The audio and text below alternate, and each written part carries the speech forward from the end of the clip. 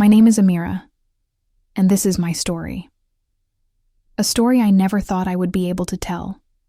A story that cost me everything I knew, but gave me everything I never knew I needed. I was born into royalty, into a world of gold and silk, of servants and palaces, of power and privilege that most people can only dream of.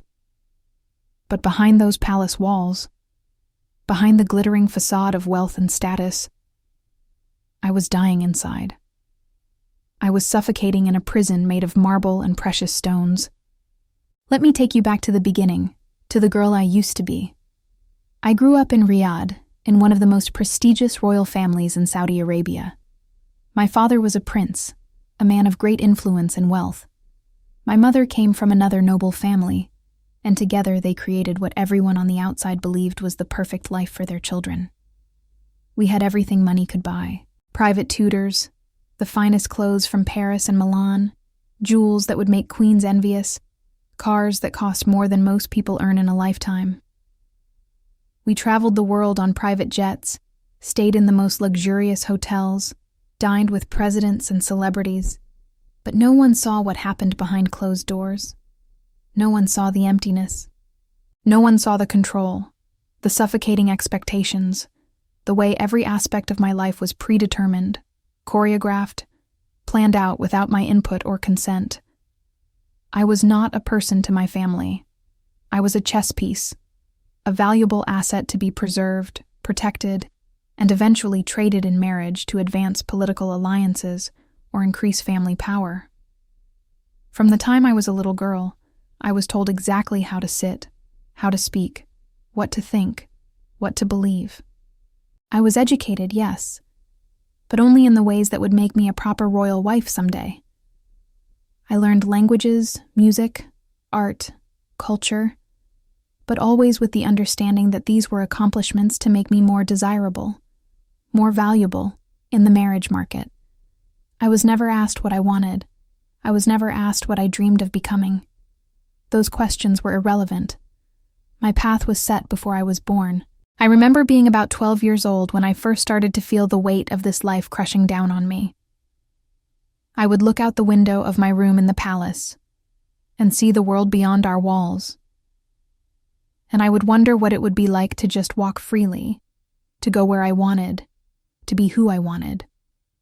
But those thoughts were dangerous, and I learned quickly to push them down, to bury them deep where no one could see them. As I grew older, the pressure intensified. By the time I was 16, discussions about my marriage had already begun. Men were chosen, evaluated, discussed in meetings I was not part of. My opinion was not sought. My feelings were irrelevant. I was told to be grateful, to understand the honor that was being given to me, to recognize my duty to my family and my position. I tried to be the perfect daughter. I really did. I followed every rule, met every expectation, wore the right clothes, said the right things, smiled when I was supposed to smile, stayed silent when I was supposed to be silent. But inside, something was breaking. There was a part of me that was screaming, crying out for something I could not name, something I had never experienced but somehow knew existed. Freedom, choice, love that was not conditional, a life that was truly mine. The palace I lived in was enormous, with hundreds of rooms, gardens that stretched for acres, fountains and pools, every luxury imaginable. But to me, it felt like the smallest cage in the world. I would walk those marble halls late at night when everyone was asleep, and I would feel the walls closing in on me.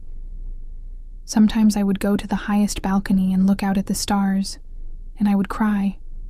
I would cry for hours, tears streaming down my face, but making no sound because I had learned long ago that showing emotion, showing weakness, was not acceptable.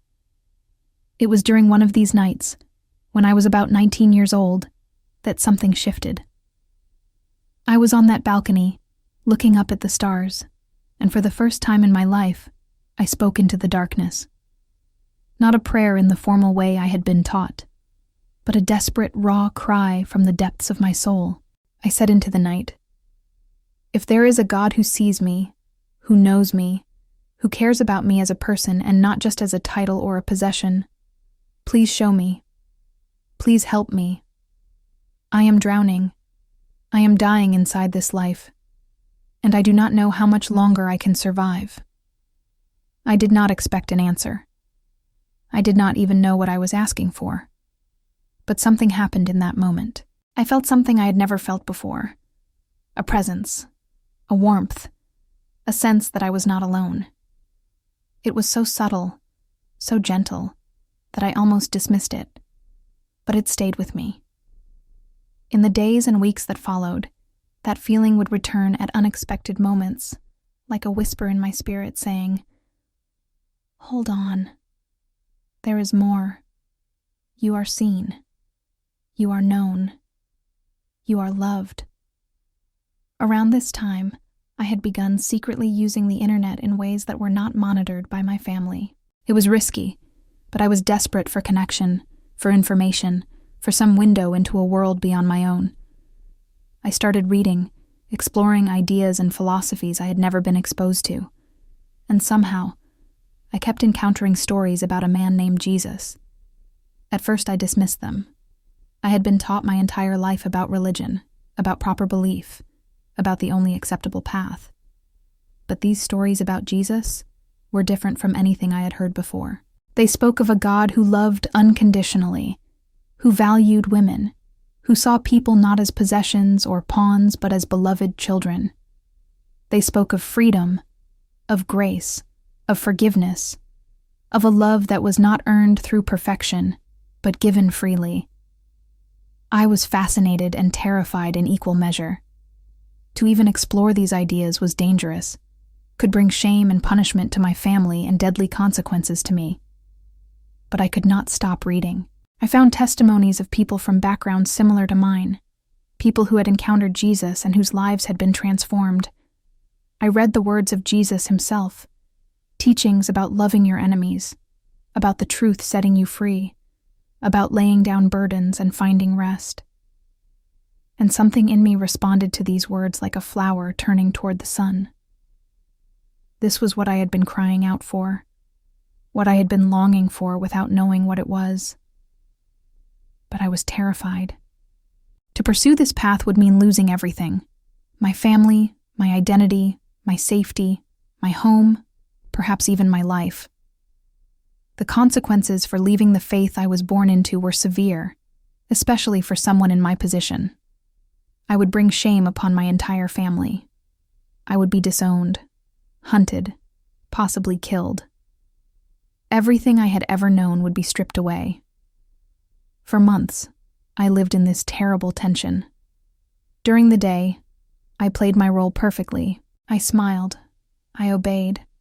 I prepared for the marriage that was being arranged for me to a man 30 years older, a man I had met only twice, a man chosen for political connections rather than any consideration of my happiness or well-being. But at night, in secret, I would read about Jesus. I would watch videos of people sharing their testimonies. I would listen to worship music with headphones, tears streaming down my face, feeling something I had never felt before. A love that saw me, truly saw me, and valued me not for my title or my family or what I could provide, but simply because I existed. The wedding date was set. I was 20 years old, and in 3 months, I would be married off.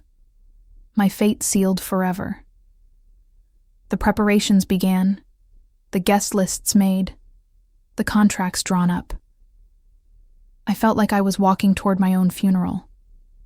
Every day, the weight on my chest grew heavier. Every night, I cried harder. I was losing hope that there was any way out, any escape from this predetermined life. Then came the night that changed everything. It was about 2 months before my wedding. I had reached a breaking point. The pressure, the fear, the suffocating sense of hopelessness had built up to a crescendo I could no longer contain. That night, I did not just cry. I did not just weep quietly as I had done so many times before. That night, Something broke open inside me. I went to my room, locked the door, and I fell to my knees. And I screamed. Not out loud at first, because I could not risk being heard, but inside, in my spirit, I screamed with everything I had. I cried out to God with a desperation I had never allowed myself to feel before. I said, "Jesus, if you are real, if you truly see me, if you truly love me as these stories say, I need you. I cannot do this anymore. I cannot live this lie. I cannot marry this man. I cannot spend the rest of my life in this prison. Save me. Please, save me. I give you everything. I give you my life, whatever that means, whatever the cost. Just save me." And then, through my tears, through my sobs that I was desperately trying to muffle, I whispered out loud for the first time, "Jesus, I believe in you. I choose you. Whatever happens, I am yours." In that moment, something supernatural happened. I felt a presence in that room so powerful, so overwhelming, so full of love that I could hardly breathe. It was like being wrapped in arms I could not see, like being held by a father I had never known. Peace washed over me, a peace that made no logical sense given my circumstances, but that was more real than anything I had ever experienced. And I heard, not with my ears but in my spirit, a voice that said, "Daughter, I have heard you. I have seen every tear. I know everything you have endured. You are mine, and I will make a way. Trust me." I wept for hours that night, but they were different tears. They were tears of release, of surrender, of hope, of a joy I did not know was possible. I had met Jesus, not as a concept or a philosophy, but as a living presence, as a real person who loved me with a love I had been searching for my entire life. And I knew, with a certainty that defied all logic, that my life was about to change forever. The next few weeks were the most terrifying and most exhilarating of my life. I knew I had to leave. I knew I could not go through with this marriage. I knew I could not continue living the lie. But I also knew that leaving would be incredibly dangerous. I had no money of my own, no passport that I controlled, no network outside my family, no real understanding of how to survive in the world beyond palace walls. But I had something I had never had before. I had faith. I had hope. I had a God who had promised to make a way. I began to plan in secret. I reached out through encrypted channels to organizations that helped people in situations like mine. I made contact with people who had successfully escaped similar circumstances. I learned about safe houses, about asylum processes, about countries where I might be able to go. Every step was risky. Every contact could have been discovered. Every plan could have fallen apart. But I prayed constantly, asking Jesus to guide me, to protect me, to open doors and close the ones that would lead to danger. One of the most painful parts of this process was realizing that I could not say goodbye. I could not tell my mother, whom despite everything I loved, that I was leaving. I could not explain to my younger siblings why their sister was disappearing. To do so would put them in danger, would make them complicit, would give them information they would be forced to reveal. I had to plan to vanish, to become a ghost, to leave behind everyone and everything I had ever known, with no warning and no explanation. The opportunity came 1 month before my wedding. My family was traveling to Europe, to Paris, for final wedding preparations, dress fittings, meetings with planners. It was decided that I would accompany my mother and one of my aunts. Security would be with us, but not as intense as at home. This was my chance, perhaps my only chance. The organizations I had contacted helped me plan every detail. I had a contact who would meet me at a specific location. I had documents prepared. I had a safe house arranged. Everything had to go perfectly, or I would be caught, and the consequences would be severe. The night before we were to return to Saudi Arabia, I barely slept. I prayed constantly, asking Jesus for courage, for wisdom, for the impossible to become possible.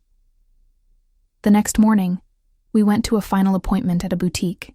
The security stayed outside. My mother and aunt were distracted with shopping, and I said I needed to use the restroom. My heart was pounding so hard I thought it would explode from my chest. I walked to the back of the store, found the service exit I had been told about, and I ran. I ran like my life depended on it, because it did. I met my contact 3 blocks away. We got into a car and drove immediately to a safe location. Within hours, I was moved to a safe house.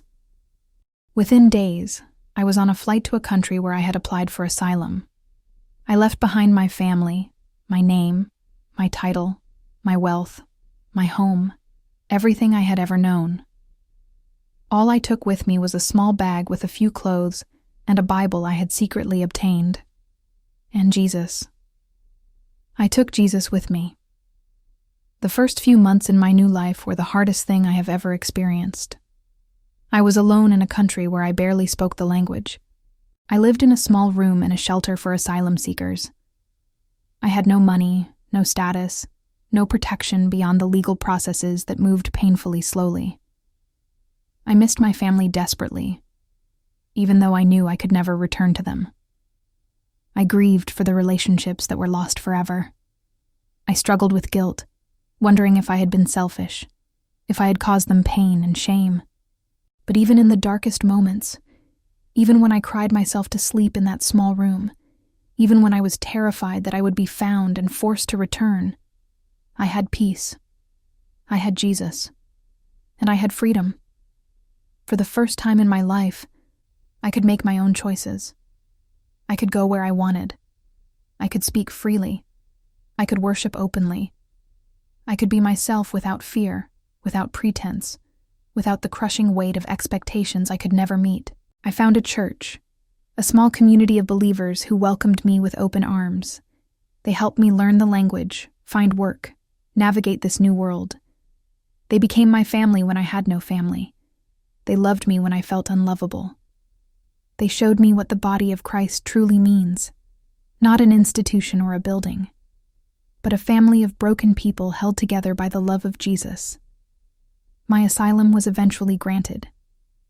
I was given a new legal identity, a new name, a new beginning. I started studying, pursuing education in fields I had always been interested in but never allowed to explore. I began working with organizations that help other women escape situations like mine. I got to use my story, my pain, my journey to help others find freedom. And most importantly, I grew in my relationship with Jesus. I learned what it means to follow him, not out of obligation or duty, but out of love and gratitude.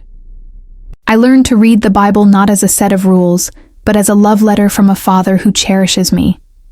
I learned to pray, not as ritual, but as conversation with a friend who knows me completely and loves me anyway. I learned that freedom in Christ does not mean life without struggles, but it means never walking through those struggles alone. It has been 5 years now since that night in my room when I cried out to Jesus and gave him my life. 5 years since I left everything behind, and I can tell you without hesitation, it was worth it. Every tear, every loss, every hard moment, every sacrifice was worth it for the life I have now. Not because my new life is easy or perfect or without problems, but because it is mine. Because I am free. Because I am loved by a God who sees me, knows me, and values me simply because I am his daughter. Sometimes people ask me if I regret my decision. They ask if I miss my old life, the wealth, the status, the comfort, and I tell them the truth. Yes, sometimes I miss certain things. I miss my mother. I miss my siblings. I miss the physical comfort and security I once had. But I do not regret leaving. Not for a single moment. Because what I gained is infinitely more valuable than what I lost. I gained myself. I gained freedom. I gained Jesus. And nothing, absolutely nothing compares to that. There are others like me, women and men from similar backgrounds, who have encountered Jesus and whose lives have been transformed. We support each other, pray for each other, encourage each other. We know the cost of following Christ when it means losing everything the world considers valuable. But we also know the joy, the peace, the hope that comes from knowing we are children of God, bought with a price, loved with an everlasting love, free in ways that transcend circumstances. My message to anyone who hears my story is this: Jesus is real. His love is real. His power to transform lives is real. It does not matter where you come from, what your background is, what you have done, what has been done to you. He sees you. He knows you. He loves you. And if you cry out to him, if you give him your life, he will save you. Maybe not in the dramatic way he saved me. Maybe not by physically removing you from your circumstances immediately. But he will save your soul. He will give you peace. He will give you hope. He will give you purpose. For those who are in situations like I was, feeling trapped, hopeless, suffocated by circumstances beyond your control, I want you to know that God sees you. He has not forgotten you. Keep praying. Keep believing.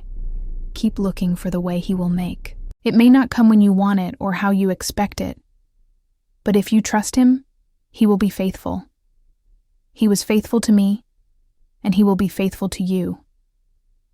And for those who already know Jesus but are struggling, wondering if this faith is worth it when life is hard, I want to tell you from the depths of my heart, yes, it is worth it. Following Jesus does not mean life will be easy.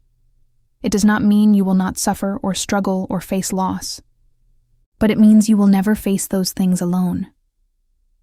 It means you will have a hope that cannot be shaken, a peace that surpasses understanding, a joy that is not dependent on circumstances. It means you have a Father who will never abandon you, a Savior who will never fail you, a Spirit who will never leave you.